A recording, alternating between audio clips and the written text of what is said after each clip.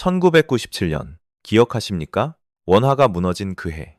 수백만 한국 가정이 결혼 반지를 나라에 바친 그 해. 평생 두려움을 몰랐던 중년 남성들이 갑자기 집 앞 계단에 멍하니 앉아 아내와 자식에게 무슨 말을 해야 할지 몰라 문을 열지 못하던 그 해. 그때 우리는 살아남았습니다. 서로가 있었기에, 일자리가 있었기에, 아무리 힘들어도 공장은 그 자리에 있었습니다. 생산 라인도 그 자리에 있었습니다. 이 두 손은 여전히 가치가 있었습니다. 하지만 오늘 저는 여러분께 솔직히 한 가지를 말씀드려야 합니다. 지금 일어나고 있는 일은 1997년과 다릅니다. 1997년에는 적은 금융위기였습니다. 우리는 그것을 볼 수 있었습니다. 싸울 수 있었습니다. 극복할 수 있었습니다. 하지만 이번에는 적에게는 얼굴이 없습니다. 포효하는 소리도 없습니다. 플래카드도 없습니다. 여러분께 알리는 어떤 회의도 없습니다. 그것은 그저 조용히 여러분을 대체하고 있습니다. 그리고 가장 두려운 것은 이것입니다.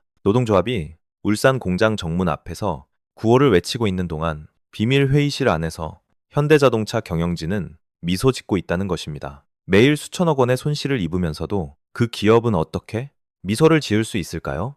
그것이 바로 오늘 우리가 답을 찾아야 할 질문입니다. 그 답은 여러분이 듣고 싶든 아니든 우리의 자산과 연금, 그리고 자녀의 미래와 직결되어 있습니다. 더 깊이 들어가기 전에 지금 바로 구독 버튼을 누르시고 알림벨 아이콘을 클릭해 주십시오.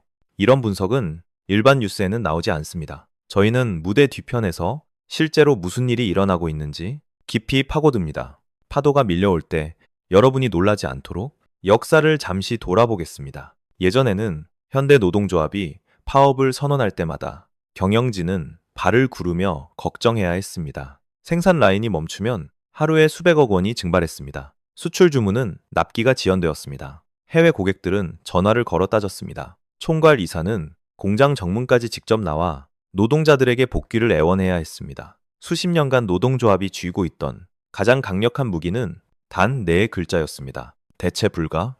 우리가 손을 놓으면 당신들은 끝난다. 하지만 여러분, 그 폐파이는 유효기간이 지났습니다. 그리고 아무도 노동자들에게 알리지 않았습니다.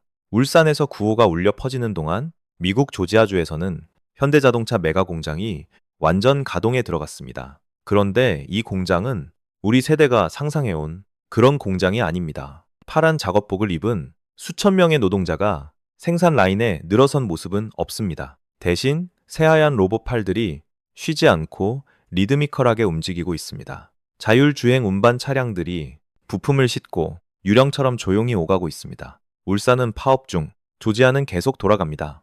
그것이 바로 정의선 회장이 회의실에서 조용한 미소를 지을 수 있는 이유입니다. 왜냐하면 그는 우리 대부분이 아직 깨닫지 못한 한 가지를 알고 있기 때문입니다. 이 싸움은 시작되기 전에 이미 끝났습니다. 자, 저와 함께 종이 한 장을 들여다봅시다. 아주 평범한 종이 한 장이지만 대기업들이 절대 외부에 공개하지 않는 가장 잔혹한 진실을 담고 있습니다. 바로 인간과 로봇의 비용 비교표입니다. 현대자동차의 최고 등급 생산직 노동자, 흔히 킹산직이라 불리는 사람 한 명을 유지하는데 회사는 연간 평균 1억 원 이상의 임금을 지출해야 합니다. 하지만 그것이 전부가 아닙니다. 식비, 통근버스, 자녀 학자금, 4대 보험, 그리고 해마다 쌓이는 퇴직금까지 더하면 실질적인 유지 비용은 연간 1억 5천만 원에서 2억 원에 달합니다. 그리고 그 숫자는 제자리에 머물지 않습니다. 노조와의 매 협상 라운드마다 꾸준히 올라갑니다. 이제 표의 반대편을 봅시다. 양산형 휴머노이드 로봇 한 대에 현재 가격은 약 9천만 원입니다. 비싸게 들릴 수 있습니다. 하지만 여기서 중요한 점이 있습니다. 로봇의 수명은 최소 10년입니다. 균등하게 나누면 연간 감가상각비는 겨우 900만 원입니다. 전기료와 유지비까지 더해도 연간 총 비용은 2천만 원에서 3천만 원 수준입니다. 간단한 계산입니다. 로봇 비용은 인간의 5분의 1, 심지어 7분의 1에 불과합니다. 하지만 그것조차 가장 무서운 부분이 아닙니다. 가장 무서운 부분은 리스크 항목에 있습니다. 로봇은 절대 파업하지 않습니다. 임금 인상을 요구하지 않습니다. 이사가 법정에 서게 만드는 산업재해도 일으키지 않습니다.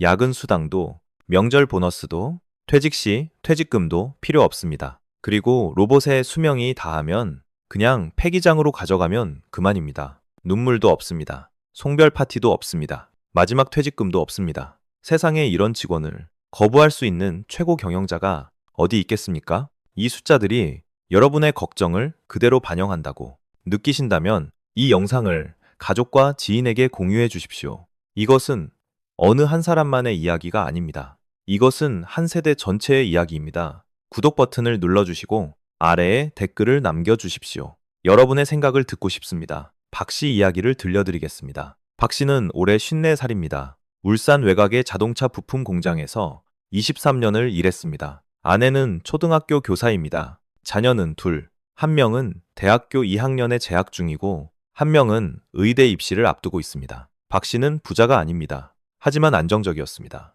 잠을 편히 잘 수 있었습니다. 작년 3월 그의 회사는 생산 라인에 자동화 로봇 시스템을 설치하기 시작했습니다. 처음에는 몇 군데만이었습니다. 그러다 늘어났습니다. 또 늘어났습니다. 9월 회사는 인사 구조 조정을 발표했습니다. 아주 부드러운 표현들을 사용했습니다. 프로세스 최적화, 직무 전환, 재교육 지원. 박 씨는 그 말들이 무슨 의미인지 몰랐습니다. 월요일 아침 자신의 책상 위에 놓인 종이 한 장을 받기 전까지는 조기 퇴직 제안서였습니다. 위로금이 함께 적혀 있었습니다. 박 씨는 그 종이를 바라보며 1시간을 앉아 있었습니다. 글을 못 읽어서가 아니었습니다. 자신이 다음에 무엇을 해야 할지 몰랐기 때문입니다. 54살, 23년간 볼트를 조이고 부품을 용접했습니다. 다른 기술은 없었습니다. 두 자녀는 여전히 돈이 필요했습니다. 그는 공장 창문 밖을 바라봤습니다. 기계가 그의 일을 대신하고 있었습니다. 더 빠르게, 더 정확하게, 그리고 절대 지치지 않으며 그 순간 박 씨는 깨달았습니다. 자신이 파업에서 진 것이 아니라는 것을, 자신이 알지도 못했던 전쟁에서 졌다는 것을. 저는 여러분이 다음번 박 씨가 되는 것을 원하지 않습니다. 아무도 쉽게 알아채지 못하는 씁쓸한 역설이 있습니다. 노란봉투법은 노동자를 보호하려는 목적으로 만들어졌습니다. 파업 시 기업의 손해배상 청구권을 제한하고 노동자에게 더 많은 권한을 부여하려 했습니다. 좋은 취지였습니다. 아무도 그것을 부정하지 않습니다. 하지만 실제 결과는 어떻습니까? 기업이 해고도 파업 손해배상 청구도 할 수 없게 되자 더 근본적인 해결책을 선택했습니다. 더 이상 사람을 고용하지 않는 것입니다. 경기도의 한 부품 공장 이사가 작년에 이렇게 말했습니다. 사람을 고용하는 건 리스크가 너무 크다. 차라리 은행 대출 이자를 내더라도 기계를 사는 게 마음이 편하다. 그렇다면 중대재해처벌법은 어떻습니까?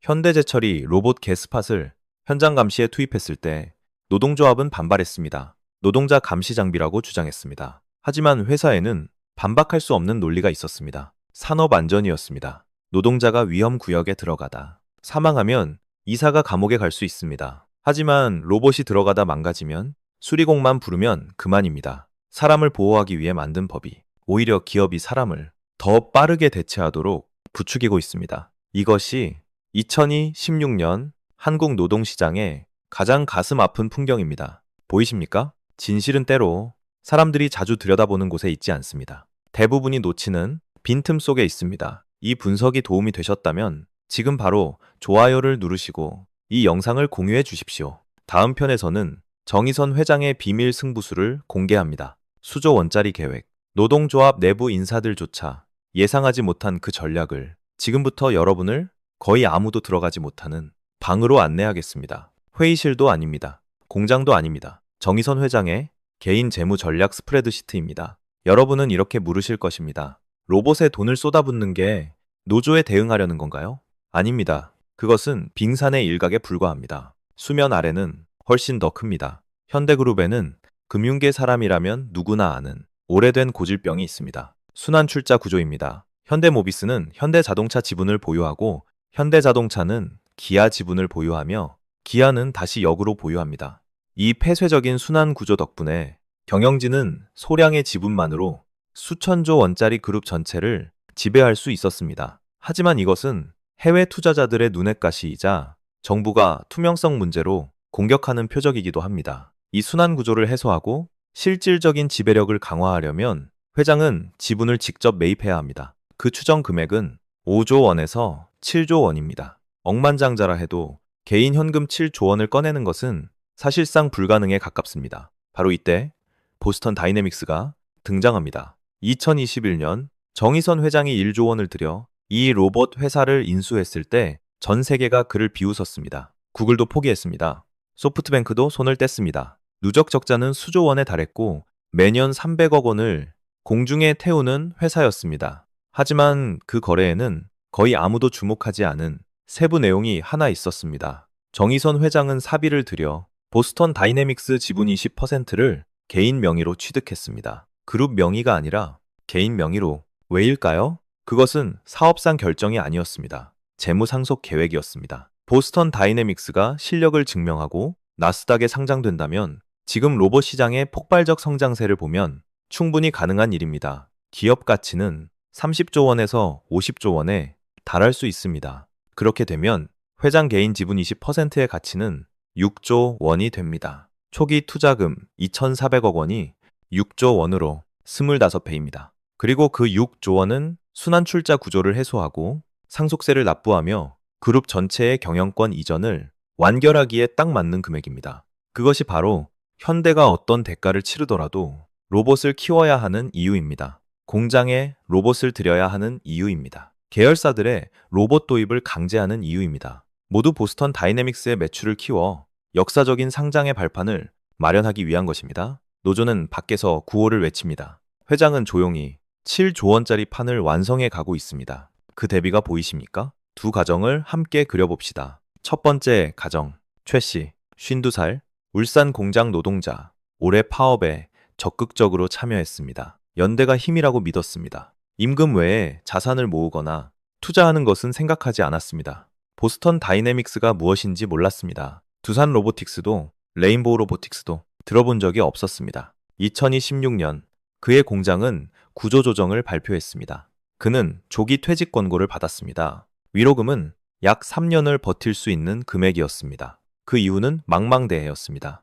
두 번째 가정, 김씨, 49살, 같은 공장, 노동자의 아내. 2022년 그녀는 자동화 트렌드에 관한 분석 글을 읽었습니다. 다 이해하지는 못했지만 불안해하기에는 충분했습니다. 그녀와 남편은 지출을 줄이기 시작했습니다. 매달 조금씩 국내외 로봇 기업 주식을 샀습니다. 많지 않았습니다. 하지만 꾸준했습니다. 한 달도 빠짐없이. 2028년 그녀의 남편도 조기 퇴직 권고서를 받았습니다. 하지만 김 씨는 당황하지 않았습니다. 5년간 꾸준히 쌓아온 소액 투자 포트폴리오가 2배로 불어 있었기 때문입니다. 공장 밖에 안전 밸브가 있었기 때문입니다. 두 가정, 같은 공장, 같은 파도. 한 사람은 파도에 가라앉았습니다. 다른 한 사람은 파도 위에 올라탔습니다. 그 차이는 운이 아니었습니다. 학력도 아니었습니다. 출신도 아니었습니다. 단 하나, 누가 먼저 준비했느냐였습니다. 준비하지 못한 다음 사례가 되지 마십시오. 이 영상이 지금 일어나는 일을 더 선명하게 보는 데 도움이 되셨다면 지금 바로 구독 버튼을 눌러주시고 소중한 분들께 공유해 주십시오. 아무도 가르쳐주지 않는 것들이 있습니다. 스스로 배우고 스스로 준비할 수밖에 없습니다. 저는 이 영상이 두려움으로 끝나는 것을 원하지 않습니다. 두려움은 아무도 먹여 살리지 못하니까요. 그렇다면 현실적으로 우리는 무엇을 할 수 있을까요? 첫 번째, 월급이라는 한 바구니에 모든 달걀을 담지 마십시오. 노동소득은 언제나 기반입니다. 하지만 그것이 유일한 수입원이라면 여러분은 다리가 하나뿐인 의자 위에 서 있는 것입니다. 아무리 튼튼했던 의자라도 한 번의 충격이면 넘어집니다. 두 번째 수입원을 만들기 시작하십시오. 작아도 됩니다. 하지만 지금 당장 시작하십시오. 두 번째, 뒤처지지 않을 만큼은 알아야 합니다. 로봇 전문가가 될 필요는 없습니다. 프로그래밍을 배울 필요도 없습니다. 하지만 어떤 산업이 이 자동화의 물결에서 수혜를 받고 있는지는 알아야 합니다. 로봇 부품 기업, 운영 소프트웨어, 자동화 물류, 바로 이 분야들의 수조 원이 흘러들어가고 있습니다. 세 번째, 유동성을 지키십시오. 전 재산을 부동산이나 필요할 때 빼낼 수 없는 투자처에 묶어두지 마십시오. 이런 전환기에는 높은 수익률보다 빠르게 대응할 수 있는 능력이 더 값집니다. 네 번째, 불확실한 시기에 레버리지로 투자하지 마십시오. 지금처럼 시장이 크게 흔들리는 상황에서 빚을 내어 투자하는 것은 불필요한 위험을 떠안는 것입니다. 특히 주된 수입이 노동 구조 조정에 영향을 받을 수 있을 때는 더욱 그렇습니다. 다섯 번째, 현재 노동 연령대에 계신다면 시장에서 자신의 가치에 대해 스스로에게 솔직해지십시오. 비관하라는 것이 아닙니다. 올바른 방향으로 행동하라는 것입니다. 스스로에게 직접 물어보십시오. 내 일은 5년 후에도 사람이 필요한 일인가? 그 답이 무엇을 우선해야 할지 알려줄 것입니다. 2030년은 멀지 않았습니다. 현대자동차의 현재 로드맵대로라면 그 해는 완전 자동화 공정이 완전히 고착되기 시작하는 해입니다. 공장은 어둠 속에서 가동됩니다. 불빛이 필요 없습니다. 길을 볼 노동자가 없으니까요. 오직 로봇만이 묵묵히, 조용히, 밀리미터 단위의 정밀함으로 움직입니다. 이 전환에서 혜택을 누리는 사람은 새 시대의 지분을 쥔 사람입니다. 낡은 노동도구를 쥔 사람이 아닙니다. 이것은 저주가 아닙니다. 이것은 현실입니다. 그리고 현실은 준비할 수 있습니다. 우리 부모 세대는 전쟁을, 가난을, 1997년의 금융위기를 살아남았습니다. 두려움이 없어서가 아니었습니다. 두려움이 그들을 멈추게 하지 않았기 때문입니다. 우리도 마찬가지입니다. 질문은 로봇이 인간을 대체할 것인가? 가 아닙니다. 질문은 이것입니다. 나는 이 변화의 어느 편에 설 것인가? 대체당하는 사람, 아니면 다른 사람을 대체하는 것을 소유한 사람? 그것은 선택입니다. 그리고 그 선택은 지금 내려야 합니다. 여러분의 책상 위에 그 종이가 올라오기 전에 저는 이 영상을 걱정으로 끝내고 싶지 않습니다. 공황으로도 아닙니다. 명확함으로 끝내고 싶습니다. 울산 파업은 나쁜 이야기도 좋은 이야기도 아닙니다. 완전히 옳은 편도 완전히 그른 편도 없습니다. 그 노동자들은 평생 쌓아온 것을 지키고 있는 것입니다. 그것은 존중받아 마땅합니다. 하지만 역사는 아무도 기다려주지 않습니다. 인류의 모든 거대한 전환기를 살아남은 사람들은 가장 강한 사람도 가장 똑똑한 사람도 아니었습니다. 가장 먼저 적응한 사람들이었습니다. 여러분은 지금 이 영상을 보고 있습니다. 그것은 여러분이 능동적으로 현실을 바라보고 있다는 의미입니다. 그것이 바로 첫 번째 걸음입니다. 그 걸음이 유일한 걸음이 되게 두지 마십시오. 아래 댓글로 알려주십시오. 이 전환기를 준비하기 위해 여러분은 무엇을 하고 있습니까? 여러분의 실제 이야기를 듣고 싶습니다. 구독 버튼을 누르시고 좋아요를 눌러주시고 소중한 분들께 이 영상을 공유해 주십시오. 다음 분석 영상에서 뵙겠습니다. 중요한 안내 말씀드립니다. 위 내용은 공개 데이터와 연구 경험을 바탕으로 한 개인적인 분석과 견해입니다. 이 내용은 전문적인 금융 조언이 아니며 모든 분의 개별 상황에 적합하지 않을 수 있습니다. 어떠한 결정을 내리기 전에 개인 재무 상황과 리스크 감내 수준, 그리고 투자 목표에 적합한지 신중히 검토하시기 바랍니다. 필요하다면 공인 재무 전문가의 조언을 구하시기 바랍니다. 이 영상에 사용된 이미지들은 지식 전달을 위한 설명 목적으로 인공지능이 생성한 것으로 실제 존재하는 장면이 아닙니다. 시청자 여러분께 보다 실감나고 이해하기 쉬운 경험을 드리기 위해 활용되었습니다. 감사합니다. 다음 영상에서 뵙겠습니다.